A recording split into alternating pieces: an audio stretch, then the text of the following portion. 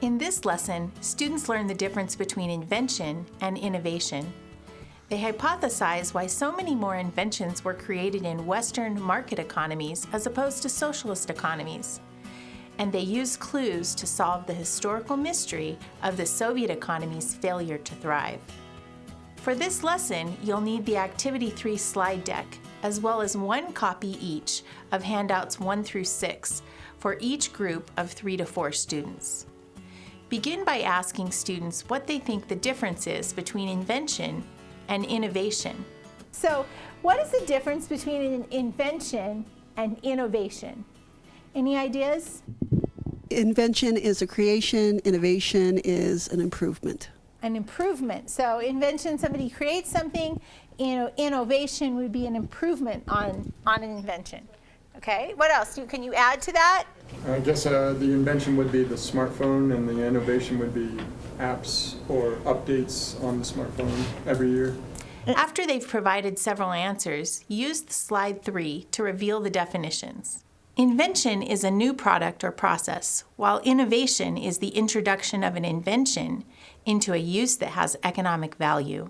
So I'm going to give you a stack of inventions, like flight will be the one that's on there, and a table, and you're going to sort these into whether you think, and I do not want you to use your smartphones on this one, or your computers, whether you think they were invented in a socialist economy or a market economy, okay?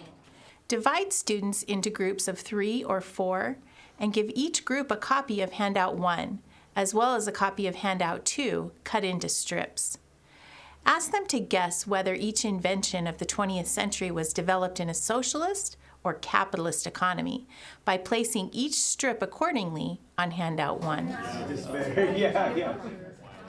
We all know the answer to that.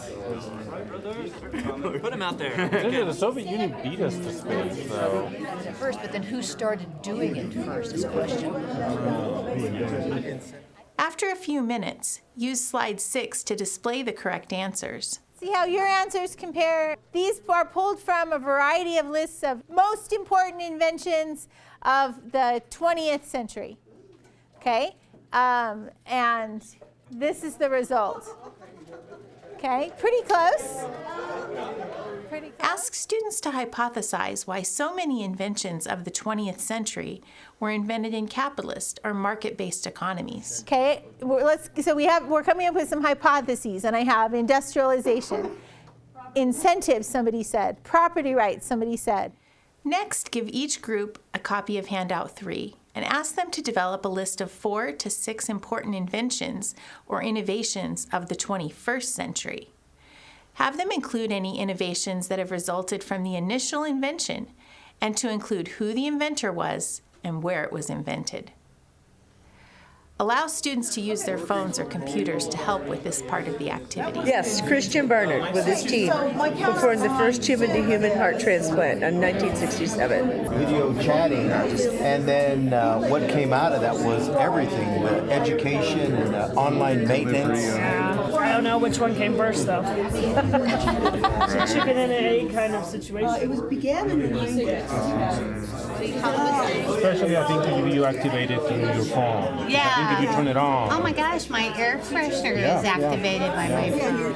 Give each group time to share some or all of their findings. Blockchain technology.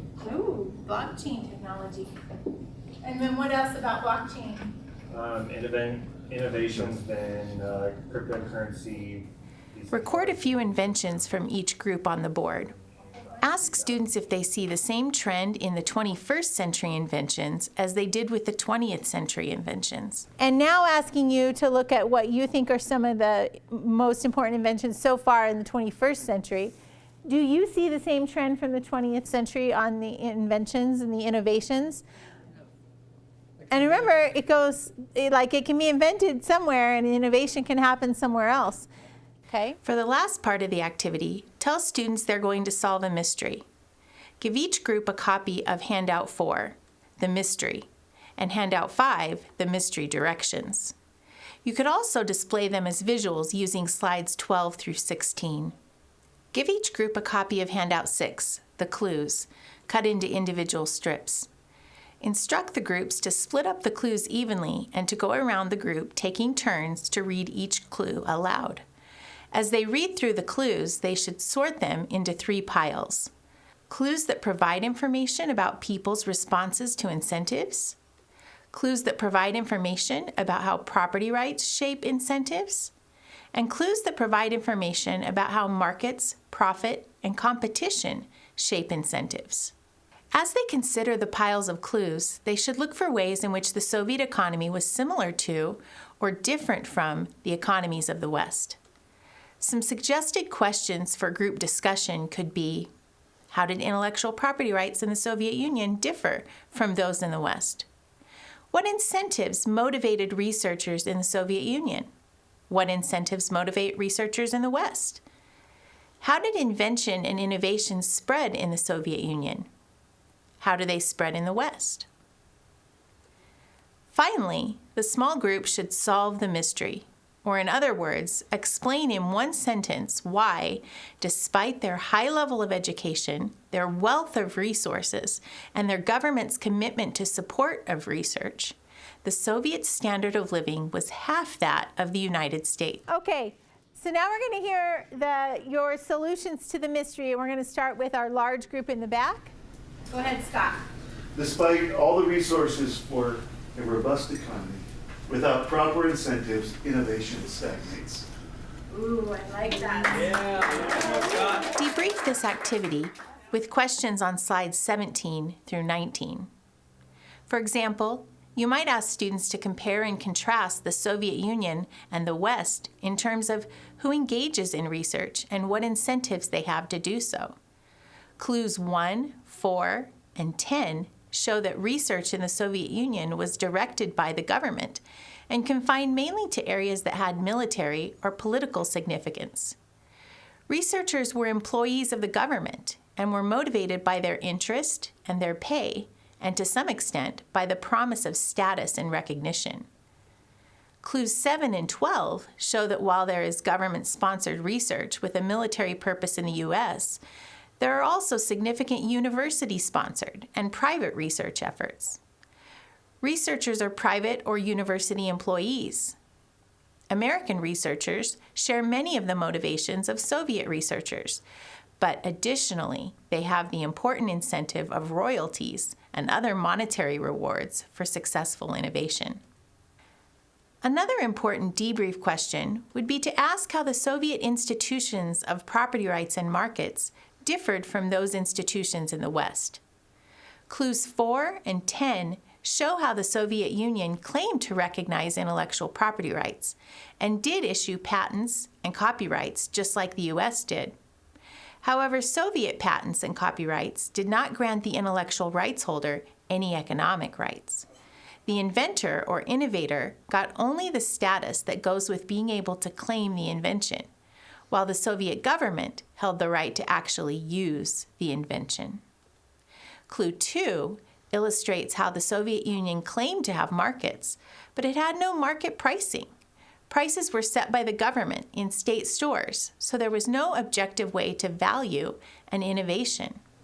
If you had to generalize, what kind of economic institutions would you expect to find in countries with high levels of innovation? I gave you property rights. What else? Incentives. Specifically, what kind of motivation would you see for profit and incentives? Like, if I'm a business owner, how am I going to know if I'm profitable? Money, prices, right? Price signals. That's a language that we all speak. Even though we speak English and they, there's different languages around the world, money, prices are a universal language that we all understand, even if there's different currencies, right? As you wrap up the activity, reinforce the idea that in countries with high levels of innovation, you would expect to find relatively open markets and secure intellectual property rights, because these institutions foster incentives that encourage innovation by rewarding the successful innovator. Factors such as relative wealth, levels of education, and abundance of resources do not adequately explain differences in innovative activity. The presence or absence of institutions that provide incentives for innovators does explain differences in levels of innovation. The major innovations of the 20th and 21st centuries come from nations with open markets and secure property rights.